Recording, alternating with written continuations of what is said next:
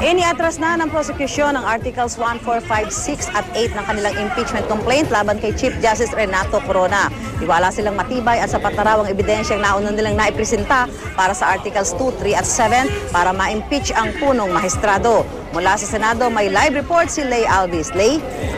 Susan, makalipas ang 25 araw ng paglilitis ay tinapos na ng prosekusyon ang paghaharap ng ebidensya para sa impeachment ni Chief Justice Renato Corona. Tiwala raw silang nakapaglatag na sila ng malakas na kaso para maalis sa pwesto ang Chief Justice. A strong case and the evidence that we have laid down suffices for the removal from office of Chief Justice Renato Corona for betrayal of public trust. Integrity, probity, and independence.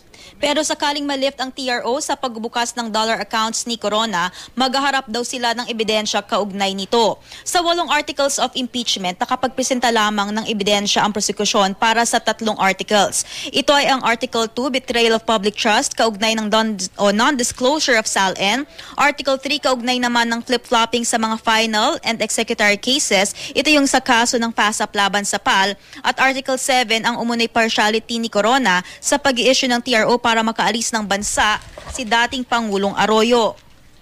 Iniatras na ng prosekusyon ang Articles 1, 4, 5, 6 at 8. Pero hihintayin pa raw ng impeachment court ang mosyon ng prosekusyon para maging formal ang pag-aatras sa mga ito.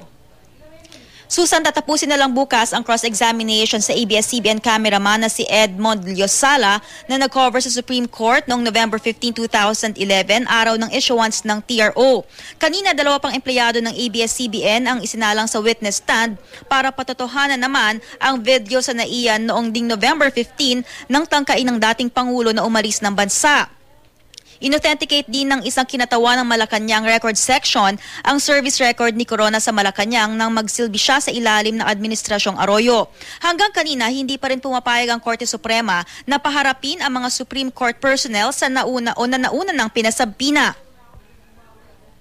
Unless we assert the primacy and supremacy of the impeachment court in impeachment proceedings, Mr. President, we might find ourselves in a joint venture or joint undertaking with the Supreme Court in terms of impeachment proceedings, and therefore the sole power, Mr. President, to try and decide impeachment cases becomes fiction, Mr. Bandang alas 5, nag-adjourn ng paglilitis. Ngayong tapos na ang presentation of evidence ng prosekusyon, ang depensa naman ang magipresenta ng kanilang ebidensya. At yan ang pinakahuling ulat mula rito sa Senado. Balik sa iyo, Susan. Maraming salamat, Lay Alvis.